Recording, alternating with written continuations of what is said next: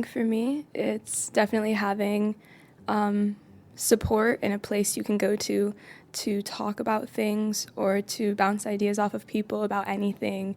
But it's also a place where it's so important that in a family, if you mess up, you know you're going to be forgiven, as long as it's not, I don't know, something crazy. But, you know, if you make a mistake, if you get into an argument, if you yell at somebody, if you lose your temper, you're going to be forgiven. You're going to be able to move on, and it's not going to be kept in some sort of scorebook or whatever. Like, it's not going to be brought back up against you. I think that's so important. I think it's I think that family can be anybody that you love so much you want to protect them and keep them out of harm's way, and like you said, kind of put yourself last, make sure that their needs are important to you and you want them to have their needs fulfilled, even if it means maybe sometimes you have to compromise or go without or whatever. And going off the theme of forgiveness, Mom and I were just watching an episode of The Crown. We have these great one-on-one tradition where we watch historical TV shows. I love history, and so we were watching an episode of The Crown, season 2. It's great, featuring Billy Graham, actually, from Charlotte, and one of the core themes was forgiveness. And, you know, I think that's so important in our faith, in the Jewish faith, and, you know, in a family. I totally agree with you, Minty. You were one of the people who made me who I am. And I think, like, one of the things that people always think about chosen family that's, like, funny is, like, family is so important. I mean, I'm from an Italian family. Family is important. But I think it's equally as important at parts in your journey that you find people that they feel like home. And, like, that was the biggest thing. Like, when I met you and we formed that friendship and then that, like, bond.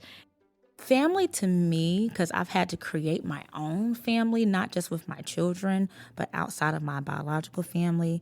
Family is the closeness, the traditions, the love that you have between people that you deeply care about.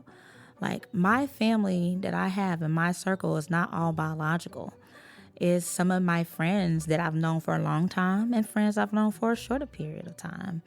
And so family is what you make it. And so often people say, you know, family has to be who you're born into. Man, some of y'all born into family a little bit too much. And so family is what you make it. It's the people who you love and trust that you know that will be there for you.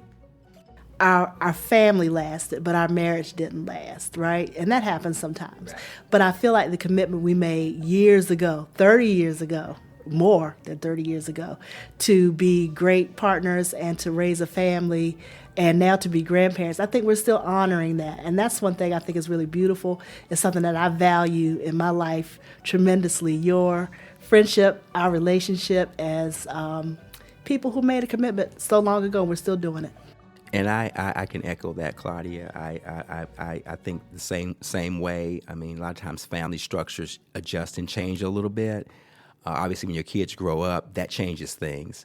And then a different iteration of that is if the parents are not together again, but if they still can sort of function and be supportive and be participants in that altered family structure, I think that's a beautiful thing. And I think that we have been able to do that. And I appreciate it. So our plan worked out. Yes, it did.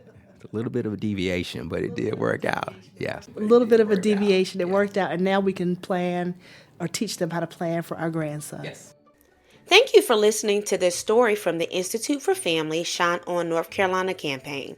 Hear the full story and discover how you can share your own by visiting our website at instituteforfamily.org.